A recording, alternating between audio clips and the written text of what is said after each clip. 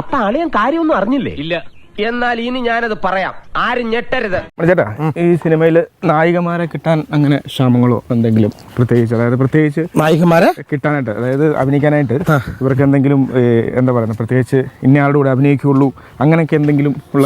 ഇത് എന്നെ ഉദ്ദേശാണ്, എന്നെ തന്നെ ഉദ്ദേശാണ്, എന്നെ മാത്രം ഉദ്ദേശാണ്.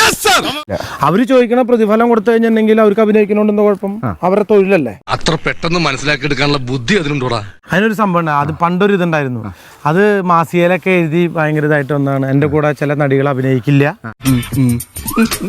എന്തോ കുത്തി പറയുന്ന പോലെ എനിക്ക് ഫീൽ ചെയ്യുന്നുണ്ട് കേട്ടോ. കുത്തിയില്ലല്ലോ, കുത്താൻ പോണല്ലേ ഉള്ളൂ. അതായത് കല്യാണ സൗന്ദര്യം എന്ന് പറഞ്ഞ സിനിമ, അതിനകത്ത് ദിലീപാണ് നായകൻ, ജഗദീഷ് ചേട്ടൻ്റെ എല്ലാവരും ഉണ്ട്, ഞാനും ഉണ്ട്. അപ്പൊ ഞാൻ ഈ ദുബായിൽ നിന്ന് വരുന്നൊരു ക്യാരക്ടറാണ്. ഹായ് ദീദി മാ എന്നൊക്കെ പറഞ്ഞിട്ട്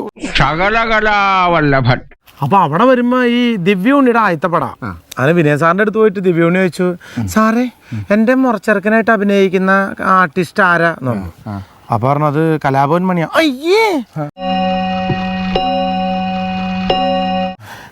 എനിക്കൊന്നും വേണ്ട. അയ്യോ, ഇത്രയും കറുപ്പുള്ള ആളൊന്നും എനിക്ക് വേണ്ട. അയ്യേ, എന്തത്, എനിക്ക് എന്റെ മുറച്ചെറുക്കൻ നല്ല വെളുത്ത് നല്ല സുന്ദരനായിരിക്കണം.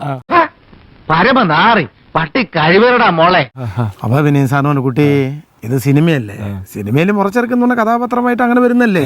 അല്ല, അങ്ങനെയൊന്നും പറ്റില്ല, എനിക്ക് വെളുത്ത ചെക്കനെ വേണം മുറച്ചെറുക്കനായിട്ട്. ഒറ്റയ്ക്ക് വഴിവെട്ടി വന്നവനാണ് ഞാൻ. ഒറ്റയ്ക്ക് വന്നവനെ കളിയാക്കുന്നോളാ പാട്ടികളെ, ബോഡി ഷേമിംഗ് ചെയ്യുന്ന പാട്ടികളെ.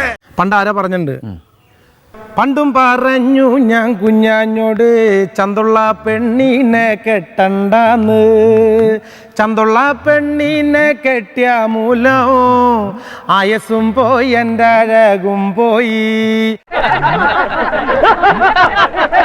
നോക്കിയാലും കുറ്റം പറഞ്ഞാലും കുറ്റം നാവിട്ടടിക്കണ കുഞ്ഞാത്തൂൻ, കൂടെ നടന്ന പണിക്കാര് ചൊല്ലണ് ഇങ്ങനെ നാവുള്ള പെണ്ണുങ്ങളോ.